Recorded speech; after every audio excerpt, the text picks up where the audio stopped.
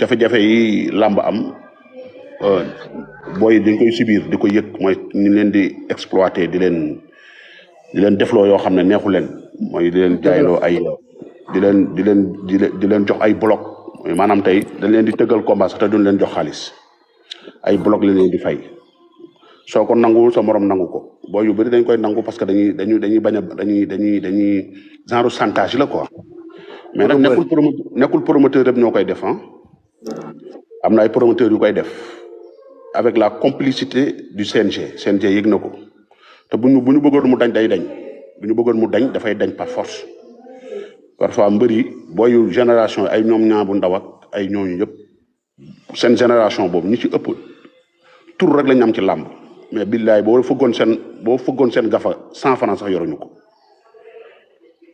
génération booy ay ñaayu ndaw ak booy yooyu yëpp mën naa la waatal ci yàlla ñi ci ëpp 90% yëpp tur rek dañ am ci làmb waaye dañuy bëre ba pare duñu yor 100 francs parce que ni leen di exploiter la yu sew yi leen di def ci suuf la yoo xam ne duñ ko mën a yuuxu ci kaw comprendre nga te loolu nag ñu ngi ciy liggéey ak gouvernement bu bees bi ak suñu ministre bu bees bi am na ci yu bëri yoo xam ne dañ ko réclamer bu ñu jàkkaarloo ak moom yoo xam ne tey waxuma la d'une manière générale waxuma la làmb ji rek sport bi yëpp particulièrement làmb dinañ ko ay doléances yoo xam ne tey ñu ngi koy subir bo surtout suñu rakk yi nga xam ne ñu ngi si suuf yoo xam ne tey am na loo xam mënuñu ko wax ci kaw parce que làmb dafa bëri mafia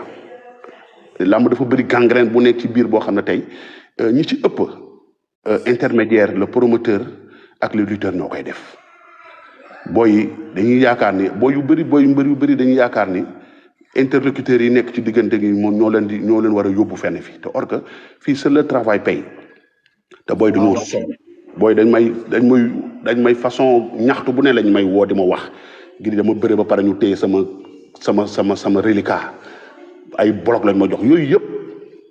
gars yi dañ koy yëg mais gars yi ciy dëgg seen tànk booy li ñuy def ci làmb dafa métti te làmb secteur la bu vulnérable boo xam ne tey booy imagine toi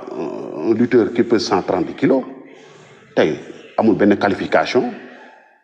amul métier tey làmb bu doxee normal nga booy yooyu noonu état daf leen war a couvrir jël ay moyens dugal ko ci làmb d'une façon professionnelle parce que tey maanaam yaatal ko parce que tey gis nga booy mbër yi bari gi ñu bari mënoo ko xam sax c'est des 8000 et plus cher ñun dañu yaakaar ni làmb Sénégal Dakar gi rek la yem mais làmb ji dafa gën a yaatu làmb ji mi ngi ci région yëpp surtout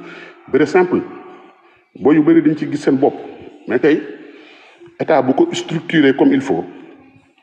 duñu soxla sax ay affaire de parrainage nga parrainage acte symbolique la rek te tey même les promoteurs yi dépendre ci état pour tëgg combat parrainage acte symbolique la même les promoteurs dañuy parrainer sax les morts gars yi nga xam ne tey dañu dëddu on a vu plusieurs personnes yoo xam ne tey nekkatuñu fi ci kaw suuf gars yi dañ leen di parrainer loolu ay détails la parce que sénégalais ñoo am habitude nit day juum ci ay kàddu doomu aadama nul n'est parfait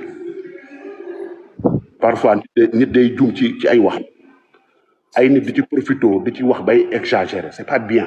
nous sommes au Sénégal ñun Sénégal lañ nekk tey le ministre des mines nu mu tudd te dëkk Thiès birame souleye diop dafa juum ci kàddu yi xam nga tey dafa juum et c'est à pardonner c'est un ministre de la République xam nga la moo tax wax ji am benn impact tey kàddu yi mu yëkkati c'est nii le moment xam nga wax dafa jooy ñu ne ko wax looy jooy mu ne ko dañ maa wax te jotuma ñu dellu laajaat ko wax mu jooyaat ñu ne ko wax looy jooy mu ne dañ maa waxee fi ma warul waxee xam nga tey le ministre kàddu yi mu yëkkati c'est ni le moment ni période bi ni l'endroit xam nga tey ay dara tey it lañ jóge dañ jóge ci it tey ñëpp gis nañ acte symbolique acte bu rafet bi nga xam ne le président Diomaye Faye da ko def mu wër àddina te ci it période fi mu ko defee moo tax mu rëy mooy tey c'est le gardien de la constitution muy kilifa bépp sénégalais buy dox ci kaw suuf tey dafa wormaal imam tey li mu def mën naa la waata ci alxuraan histoire du koy bind le président Diomaye Faye ci yar ak teggin gi nga xam ne tey daf ko honoré képp imam xanaa xamoo yonent bi sallallahu alayhi wa sallam bu wàccoon fii ci àddina bu wàccoon fii tey du dem Touba du dem Tiwaawan du dem Njaasaan du dem Laayeen xam fan lay la wàcc kër imam quartier bu mu wàcc kër imam la jëm ñoom imam yi ñoo fi teewal Seydouna Muhammad tey président Diomaye Faye acte boobu la def maanaam xoromal imam bi di ko nuyu di waaj a sëgg mu yëkkati ko ci le gardien de la constitution loolu tey dafa rafet loolu tey débat la deuxièmement son premier ministre Ousmane Sonko gis nga simplicité ak humblicité bi nga xam ne tey da koy incarné da ko wane keroog te ci période it la dafa dem ca mbedd ma en tant que premier ministre musul am ci histoire premier ministre parce que ñi fi nekkoon dañuy yëgal ay niveau ñun loolu la ñuy xaar kon tey wax ji mu wax le ministre wax ji mu wax yëpp c'est périodique mooy lan dañuy julli ba pare mu génn maanaam tey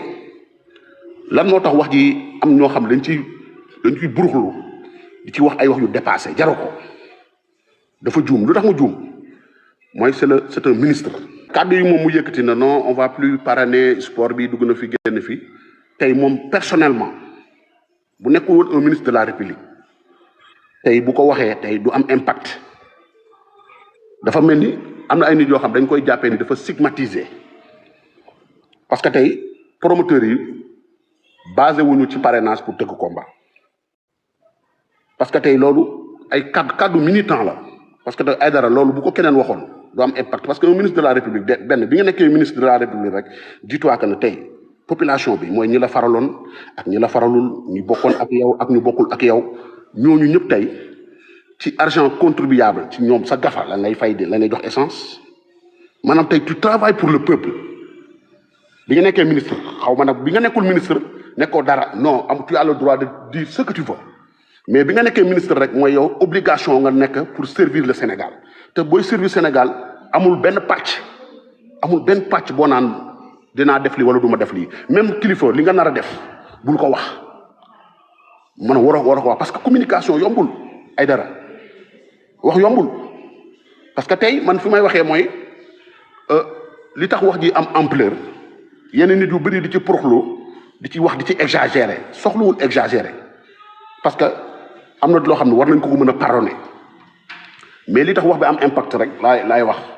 am nit ñoo xam ne règlement de compte lañ ciy jaaree di ci wax ay wax yu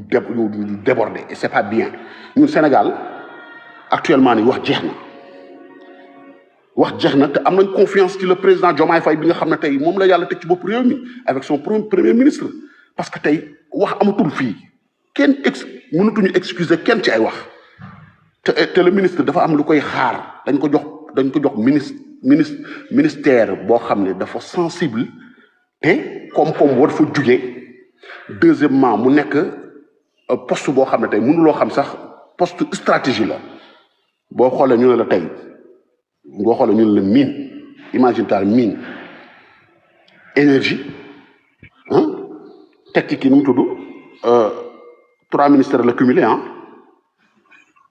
mine la mine énergie ak kii nu mu tudd pétrole waaw maanaam tey liggéey yooyu di ko xaar dafa diis tey ñun ñu ngi koy ñaanal yàlla c'est un jeune ñu bokk même génération mais dafa am fugg dafa am day wax ci émotion parfois maanaam tey day wax ak tempérament xam nga tey communication yombul tey actuellement nii kilifa la ci dëkk bi kilifa la tey buy wax parce que dana wax ak yeneen parce que bis bi nga nekkee ministre rek dis-toi que di nga am ay temps d'antenne yu bari ñu lay dékk ay micro mais il faut faire très attention en plus encadrement ak ñi ko jege nañ koy jàppale ci communication bi. jabar ku loo ko takkal sax ku la jox nga loo takkee jabar takk jabar moo gën a yomb mais problème yor ba yor bi mooy affaire bi parce que ku la takkal jabar tam mënu la jox dépense à vie ah man comprendre naa bu baax fi ngay waxee. waaw li ma la bëgg a laaj Gris ma laajaat la ko pour mu leer. vu que ni yow man gis naa ni soit sur la forme ngay wax le fait que moom ni mu génnee ak fi mu waxee ak heure bi mu ko waxee mais bu ñëwee ci fond bi quoi d'après man li ma jàngat mooy que ni moom mu ne kenn dootul tuddeetu gouvernement bi làmb wala buñ koy tuddee nañ ko tuddee au nom du pays. pour yow lan moo tax ministre bi wax noonu est-ce que li mu wax noonu day dimbali làmb wala ngénte wala football wala est-ce que li mu wax noonu day wàññi làmb li mu wax noonu. waaw loolu général dañuy parrainé ministère yi waaw. maanaam ci làmb ci làmb xanaa xamoo état bu defee li mu war a def ci sport du soxla sax parrainage ay dara yaa may dégg ñun waa làmb ak sport d'une manière générale ak culture bu état subventionné làmb dugal loxoom ci sport muy culture muy culture ak làmb yëpp du soxla ñoom duñu soxla parrainage wax naa la léegi ne la parrainage acte symbolique la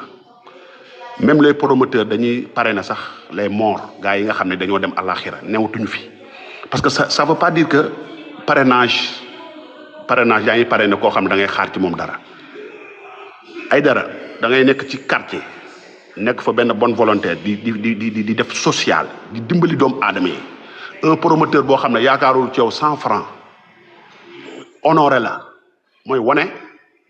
Sénégalais yi ne kii nit ku baax la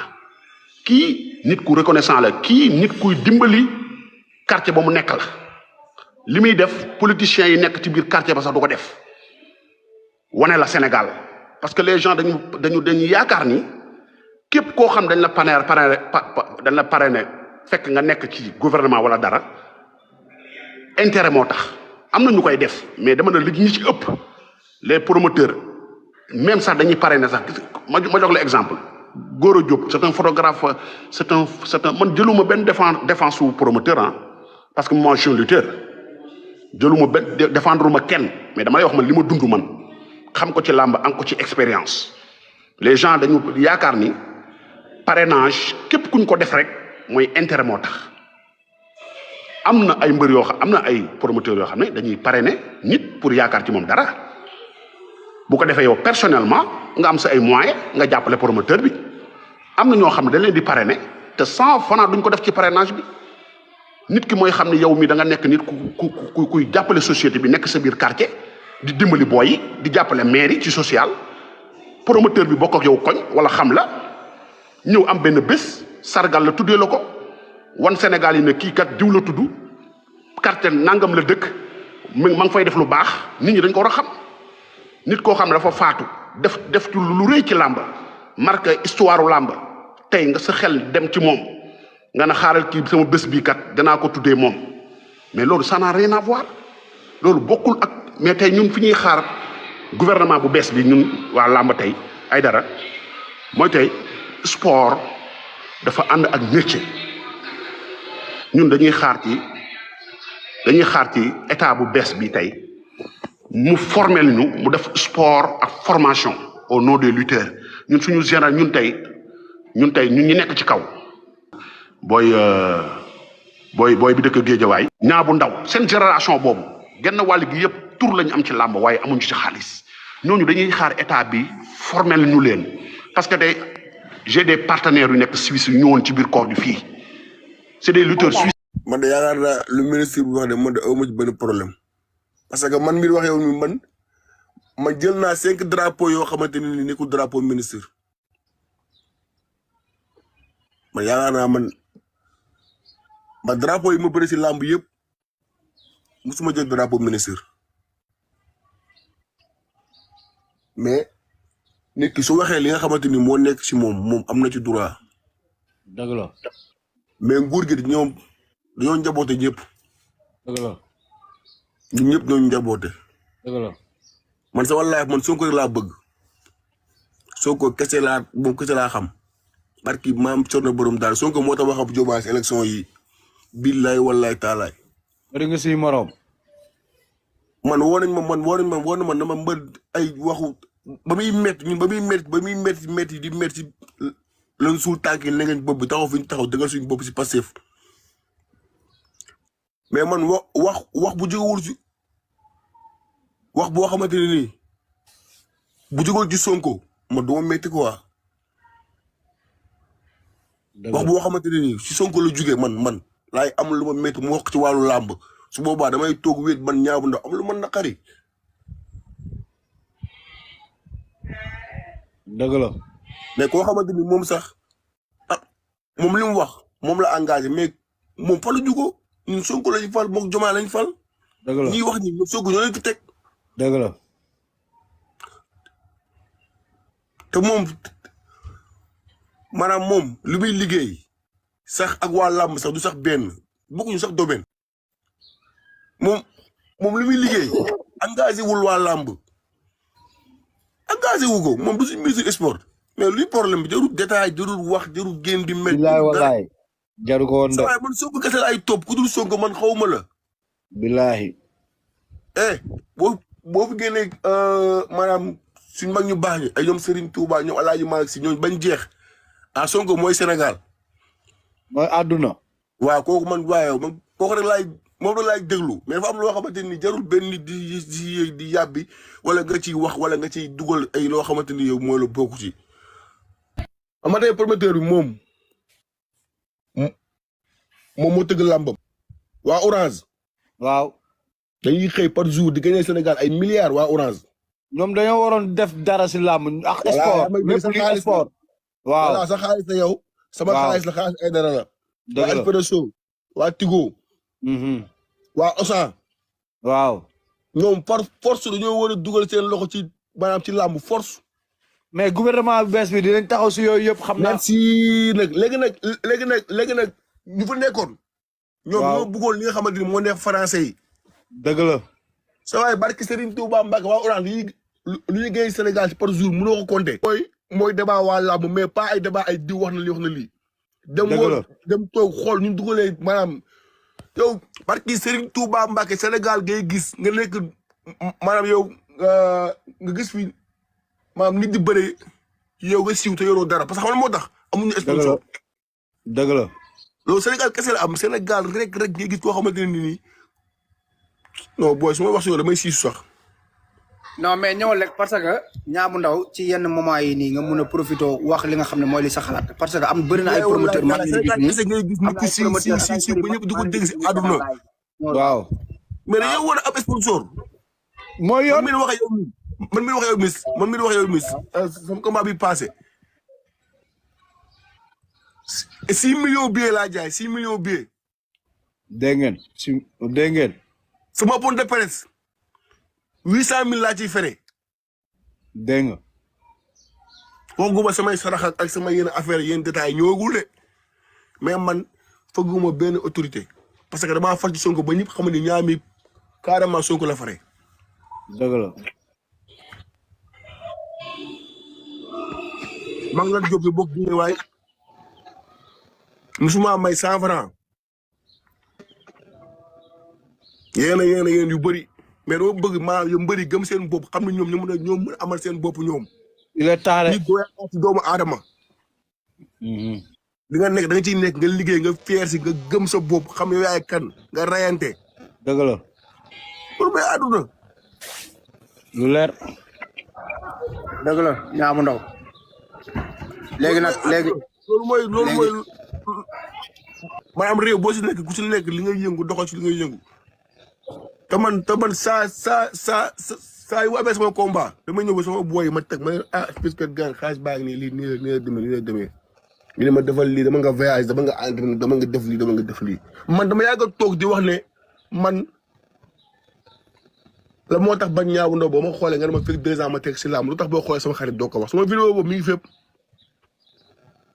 dëgg la. parce que tey man su ma amee sama gaañ amul.